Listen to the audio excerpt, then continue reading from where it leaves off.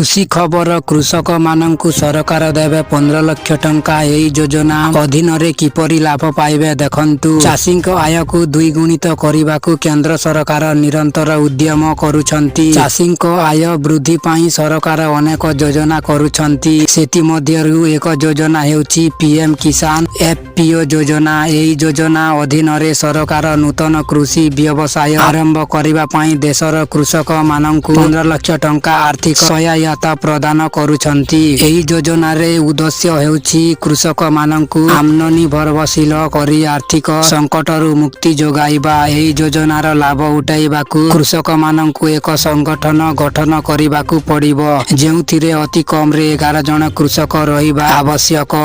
एहा माध्यम रे कृषक माने चाष संबंधी उपकरण किंबा सार औषध एवं मंजी भली जिनिस किनिबाकु सक्षम हेबे। सूचना अनुसार 2023-24 सुधा सरकार 10,000 एफपीओ गठन करिवार लक्ष्य रखिछंती।